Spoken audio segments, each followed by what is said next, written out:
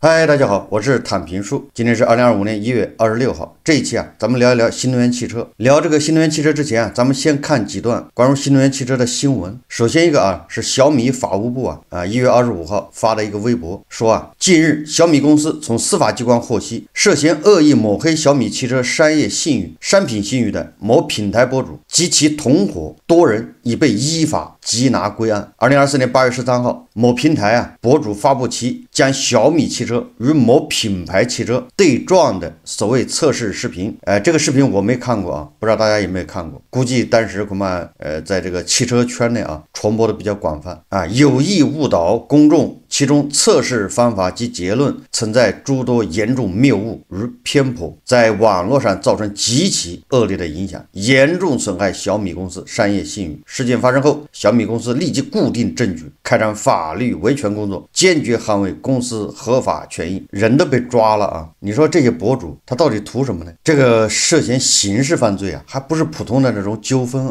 得不偿失。我也不知道他通过这个到底能赚多少钱。有人说像汽车圈的博主很有可能是别的品牌给钱，或者通过第三方授意他这么干，你这么干我可以给你多少钱，给你一笔费用等等那也就是涉及到商业对手友商进行有针对性的有目的的这种抹黑。也就是说这种事情很有可能这是博主自己为了博流量干的这事，但是这个你想费用挺大的，你用2辆车相撞这2辆车废了，这得多少钱呢？他自己博流量能赚这么多钱吗？这是一个还有一种可能就是友商竞争对手他们出的费用为了诋毁抹黑竞争品牌基于这种考虑有网友就说这个是某某某汽车品牌。这个极客法务部在2024年这个视频出来之后他也发了一个公告，他说近日我们关注到网络平台上有某自媒体将极客007与友商某车型对撞的测试，同时网上出现大量谣言及引导内容，称此测试为付费测试。经核实，极客未与任何个人或机构合作此类测试。针对不实信息，极客保留追究相关法律责任的权利。极客不赞同也不会参与任何抹黑友商的拉踩式营销，同时坚决抵制和反对任何涉嫌不正当竞争的行为，请大家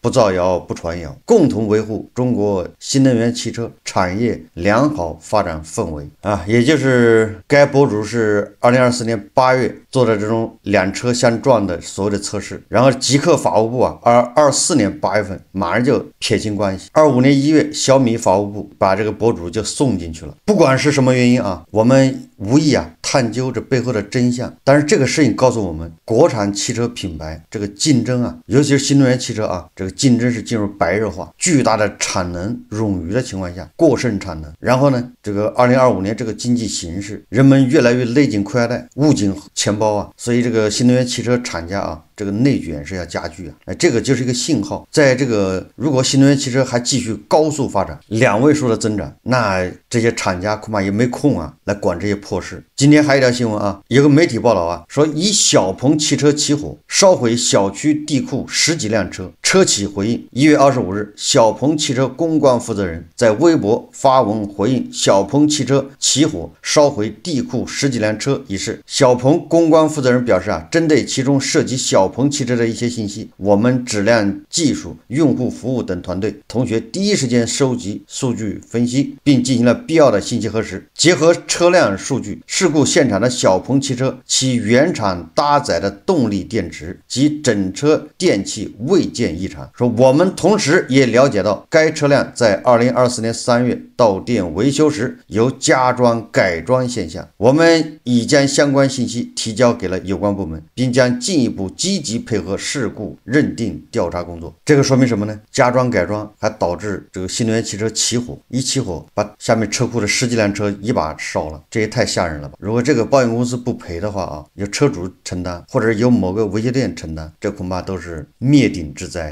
这就说明新能源汽车质量真是非常堪忧我不是说小鹏汽车它车有问题，你说稍微改装一下就能出这么大的事，那你这买的到底是个车还是个炸弹呢？再看一条新闻这是财新网报道说，上汽集团预计2024年实现净利润15亿至19亿元，同比减少87%到90%。2025年1月24号，上汽集团将发布业绩预告，披露上述数据。这意味着什么呢？针对2024年业绩大逆转，上汽集团称，公司2024年整车批发销量同比减少20%，只有401万辆。因燃油车市场下滑，价格战持续升级，公司销售收入减少，毛利下降。为什么说上汽集团呢？因为过去18年上汽集团旗下上汽大众和上汽通用这2家合资车企连续保持国内销冠位置，但是这个销冠位置在2024年易主，比亚迪共销售汽车427万辆，超越上汽集团，一举夺魁。这个风头正劲的比亚迪是不是就像恒大一样成为对吧宇宙房企？一方面说明它规模大，同时是不是隐藏着很多问题？就像恒大暴雷以前一样，燃油车份额继续在下滑，那这些燃油车的车企它不能坐以待毙所以这个价格战是不是要升级，继续狂打价格战？那这个对电车来说，说明是晚上叫高处不胜寒，越晚上这市场越来越难，对吧？想再增加份额，想再增加销量，想再提升毛利率，都是不可能的事。内卷白热化，最后大家都不赚钱，甚至卖的越多亏的越多。说到企业的这个汽车销量高增长业内人士开始出来纷纷揭露一些车企销量高增长的秘密。某二手车平台2024年以来涌现了一大批超级准新车，这些准新车大多是2024年、2025年注册的，行驶公里数普遍低于1万公里，有些甚至只有1000公里，只开了1000公里你就把它卖了，二手车平台了吗？那这里面肯定有猫腻你说哪个车主说买辆车或者开了5天他就去卖，那他应该是去退，而不是去二手车平台卖。你到二手车平台卖，你马上就亏损赔钱，就贬值了。那这中间奥秘在哪儿呢？实际上就是跟补贴相关的。这些新能源汽车它一方面吃国家这个补贴，每卖出去一辆它能得到多少补贴，这是第一个，这个现金给它回来。大家想象一下你不能把新能源汽车当做一个汽车，甚至这个油车也一样，这个车你应该把它扩大一下，抽象化，它是一个金融产品，你这么理解对吧？你不要老局限在它这个运输工具它是个金融产品。汽车厂商生产这汽车把它卖出去，就跟发行基金是一样的，有人来认购。首先他是把这个国家的补贴先赚到手，有很多人不理解这个时候汽车出厂的时候厂家在汽车身上实际上没投钱，他那个都是欠着供应商的钱，那厂家在汽车身上投的就是人工工资，因为这个要及时支付，一个月就得付。还有什么钱呢？恐怕是电费能源的钱，管理成本，这个是及时要付出去的。还有以前呢，他贷款建的生产线他要摊销到这每辆车上面去，这个时候一辆车他卖给消费者是20万，实际上他的在这车上付的成本恐怕只有1万块。这1万块他只要把这个车假装卖了自己的一个壳公司20万买走，然后他呢汽车厂商他又能从国家那儿拿到1万块钱的补贴我这个数字是举例子，有的人死脑筋就喜欢抠这些数字，这只是举个例子。那他这1万块钱相当于又回来了。对厂家来说他卖这个车他不赔钱，然后他自己的白手套20万把这车买走之后，无论多少钱卖给二手车平台都无所谓，因为毕竟他这车成本才1万块钱都拿回来了。账面上来说你供应商还欠着这台车欠8万或者欠9万，也就是你只要不低于9万往这卖，你都是赚钱的。如果你要卖20万，那你就发了。实在是低于9万卖也不要紧的，因为他这个是庞氏骗局只要车能卖得出去，供应商就会给他供货，还是继续不要钱压货。等到供应商给他供货低于，就是供货的数量低于供应商从他那结款的数量的时候，庞氏骗局就要爆雷。大家仔细想一想，你把汽车当做金融产品，它的道理是通的。所以一旦销量下降，立马就爆雷。它这个销量下降指的是供应商往这个厂家送货，然后这边是供应商从厂家那结钱，这中间有12个月的账期。这12个月的账期实际上就是巨大的资金池只要有资金池进去的钱，供应商往里送货的时候就是送钱进去供应商在这边结款出去就相当于兑现。什么时候这池子会干？就是当供应商不再给他送货了，这边供应商玩命来结款，池子就干了。当然了，呢，很多汽车厂商它还有银行的贷款，对吧？还有第三方的借款，这个是一个玩法。还有第二个玩法，因为这些新能源汽车大部分都是上市公司，它通过销量、通过作战来把自己的市值做高，实际上就是炒股票，对吧？它的市值上涨，完了再用这个上涨的市值再去融资，能融来更多的钱来补充它那个庞氏骗局的那个资金池，这样对吧？能够以时间换空间，延缓它的暴雷，这个就是所谓的资本运作高手。在我看来咱们国产新能源汽车一个个的都是资本运作高手他不是造车高手，他不像马斯克呢，不像特斯拉，他们每个人呢都是炒作高手，这个叫山寨高手，都是吹牛高手，本质上都是资本运作高手。1月21号，三言科技报道，他说近日有汽车博主爆料称某汽车品牌存在订单造假问题，并且该博主指出某品牌或已处于暴雷边缘。什么原因呢？这个博主他说该品牌的一项员工升职激励政策与大定量正相关。大定量就是你去买车的时候，你不是交一笔钱吗？那就是大定。这个大定的量呢，跟那个卖车那个品牌的这个卖车员工销售员升职加薪有密切相关。大定量大家就懂了，它不是交付量，大定量就是你交一笔钱，你认购一辆车，对吧？这叫订购嘛，不是说真的把车提走了。所以该品牌的中层管理员他们就抓住了这个漏洞，为了获得升职机会就自掏腰包或者叫自己的亲朋好友帮忙下大定。毕竟大定只是交一笔钱，1万块或者2万块嘛。那个小米汽车发布会的时候，不都是大定多少？是1万吧还是2万？就那个钱。大定完之后，这个已经算成该名员工的业绩，然后该名员工再找一个正当理由，让自己的亲朋好友以各种理由放弃购车。有的时候理由合适，人家定金还退给你；如果理由不合适，定金就不退了。但是你这样一算，你损失的这点定金跟你的升职加薪比起来不算什么，是值得付出的，所以干脆他的定金他就不要了，这些销售员工就升职，中层升高层。于是公司的高层他就获得该品牌汽车的这个爆单，对吧？该款汽车一发布就卖了几十万辆或者5万辆，实际这5万辆里面可能一大半都是假，不会提车的。虽然也交了大定，那都是自己员工自己刷的，为了业绩。所以这种操作的，由于这个做法是欺瞒了公司上层，它不是一个统一的行为，那就导致什么？导致公司生产部门搞不清楚他还在按照这个大定的数字去生产汽车，准备交付，结果那边订单全部取消了，这边还在生产，就造成内部积压大量现车，造成大定数量众多但无法交付的情况。你看看最近这个网上有各种传言，魏小李中的蔚来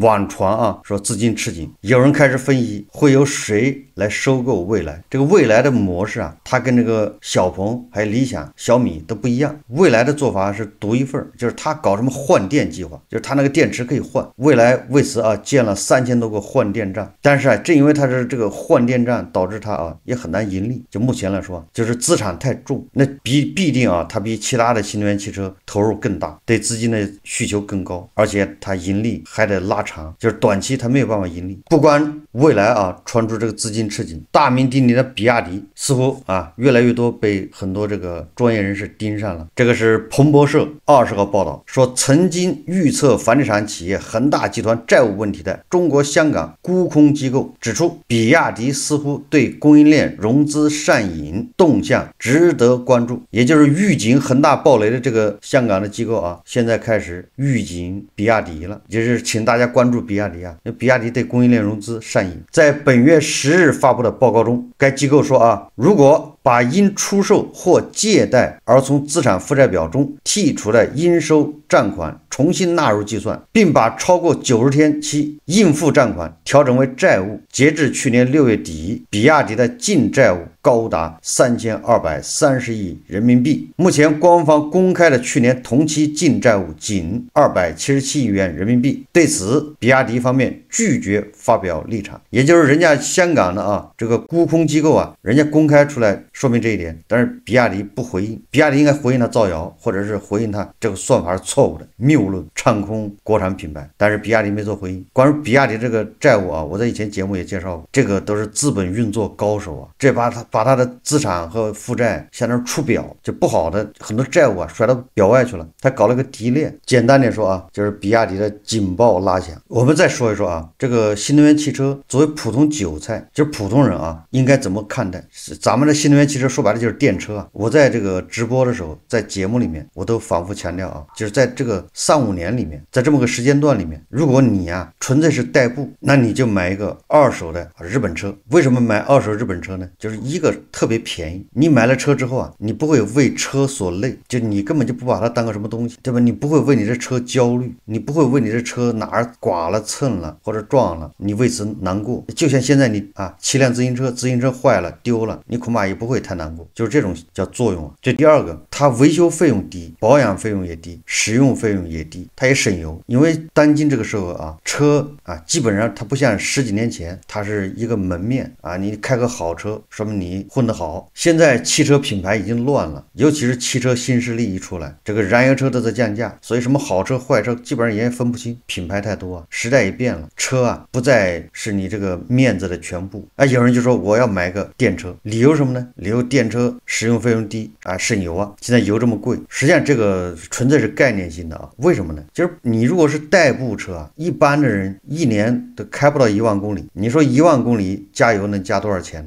那个油耗如果低的话，100公里才5个油，你就按7个油算，1万公里才700个油，你就按7块算，也就不到5000块钱呢。你一年就加5000块钱油，你充电，你说这个一共你能省多少钱？你就充电不花钱，你一年也只多花了5000块钱的油钱，10年才5万。但是你说你一辆新能源汽车，恐怕这10几万吧，20万。你买一辆二手油车才多少钱？哎，你要同样啊，二手油车你开5年，新能源汽车开5年，你新的电车你开5年，你同时说把它卖掉，恐怕啊，你那个电车不一定卖得上这个二手油车的价钱。也就是你花个20万买的车，到时候也只能卖2万。你说这个损失有多大？比你从那个油上面节约的钱要大得多。这个就不算中间的什么里程焦虑，跑个长途啊，对吧？就担心这个充不上电，跑到服务区疯狂排队，耽误的时间海了去了，造成各种内耗，各种焦虑。我为什么说这个3-5年之内呢？因为5年以后啊，这个新能源汽车，对吧？电车它的这种自动驾驶啊，它成熟了，那这个性质又不一样了，对吧？这是功能性的飞跃啊，这已经不可同日而语。还有一个就是我有钱，对吧？我不在乎这20万，我就喜欢买个新的东西来体验体验，这个没毛病啊，这就是消费啊。如果你还在精打细算，哎，说哪个合适，那我就建议你买个二手的日本车。理由就是刚才说的，你千万不要被骗，说我本来是奔着省钱去的，结果你发现你奔着省钱去买的电车根本省不了钱啊。到目前为止，电车上面的那些功能都是可有可无的，都是附加功能，什么在对吧车上吃火锅打麻将，什么看私人影院，各种按摩，那都是汽车作为交通工具的一个附带功能。接下来啊，新能源汽车就是电车，还有一个最大的一块成本是每个车主都要面对的，就是保险费用。这个恐怕是你想省也省不了的，你绕不过去的一个坎儿。每日经济新闻啊，昨天发了一篇报道，叫新能源车137个车系赔付率超过100%，车主喊贵，保险公司喊亏。什么原因呢？大家恐怕也听说过，这新能源汽车啊上保险比较难。现在你看啊，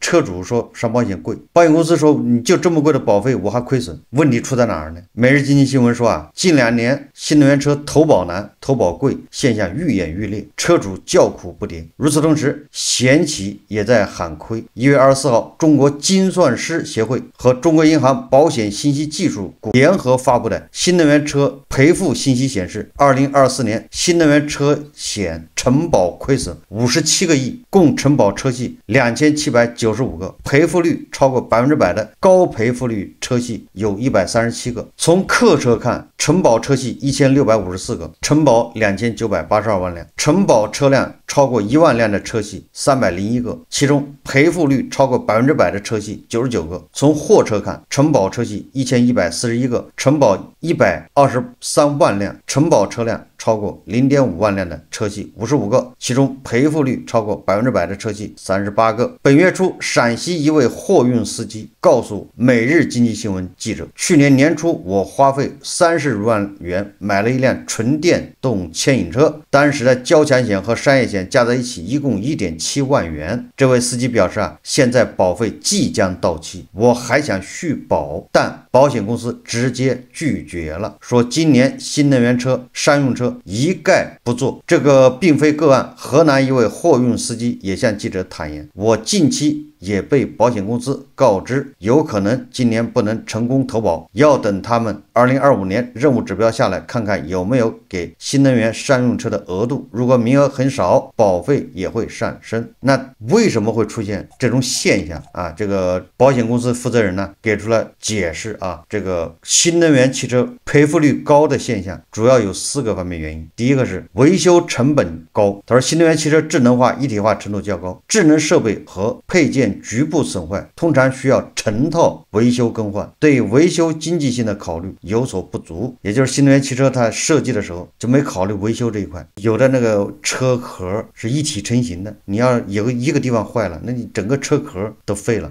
你这个维修成本太高，不像那个油车分成8大块10块，对吧？哪一块坏了换哪一块，成本要低一点。第二个原因呢，说这个就是维修成本高的原因，多数新能源汽车和动力电池企业采用维修授权模式，不同企业维修体系之间相对封闭，社会化程度较低，零配件和维修工时价格偏高，也就是垄断造成的。你想修你买的新能源汽车电池，还是人家不授权，你拉到哪个店里都没用啊！你说我把这拉到汽配城，让人给我看看，没戏，你必须拉到他指定的这个地点，你到他指定地点，这就是垄断，价格就没得商量。这个第二个原因啊，说出险率较高，说新能源汽车凭借低使用能源成本优势，成为营运类车辆的优先选择。2024年，新能源汽车运营车占比较燃油车高10个百分点，使用强度偏大。新能源车主相对年轻，35岁以下车主占比较燃油车高14个百分点，车主驾龄相对较短。新能源汽车提速快，噪音小，行驶过程中外界不易察觉，相对容易出险。第三个是部分车险价格如车辆使用性质错配啊，这个主要说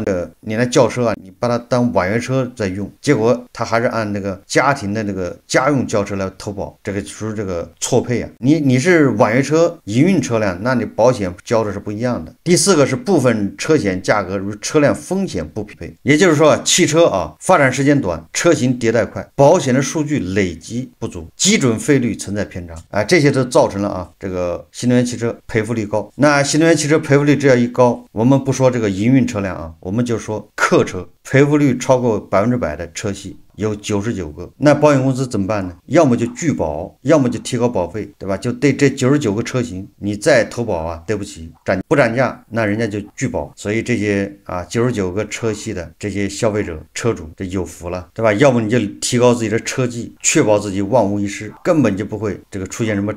这个危险情况。要么你就多交钱吧，你看你在那省的那点电费，在这儿全给你补上了。你如果说我不买保险，我就交强险，那你到时候要全责，这个要付出的恐怕更多啊。那你说你到底是买了个爹还是买了个车呢？你说你开个车操心不操心啊？所以啊，对那些非营运车辆啊，就是家用小轿车或者就是代步用的，完全没有必要去这个新能源汽车买电车。但是这一切都可以用钱来弥补啊。你说我就是有钱，这些对我来说都是小事啊。什么保险你就加1倍我也买，对吧？你有这个气概就可以。你要勒紧裤腰带，咬紧牙关，然后每一笔钱都要精打细算，这种心态，然后你去买新能源汽车，那就是叫自取其辱啊，自找麻烦。所以啊，在这个以上几个方面原因叠加之下呀，这个2025年这个新能源汽车啊，恐怕血雨腥风啊，会有著名的主机厂发生爆雷事件啊，不是那种垫底的啊，一说大家名字都不知道的，而是比较出名的一些厂商，耳熟能详的，可能要发生爆雷啊，因为这个庞氏骗局玩不下去了。车企爆雷，如果你正好买了他的车，那肯定受影响啊，尤其是新能源汽车，因为那个新能源汽车维修保养，你也不能去汽配城，你也不能去那个汽修厂，你只能去他指定地点。那个时候啊，那些指定地点那是对吧？最后的晚餐，看他怎么讹你一把。所以说啊，大家好自为之吧，赚点钱不容易啊。好，这期节目我们就聊到这里，感谢大家收看。如果喜欢我的节目，欢迎订阅转发，也可以在下方留言评论，谢谢大家。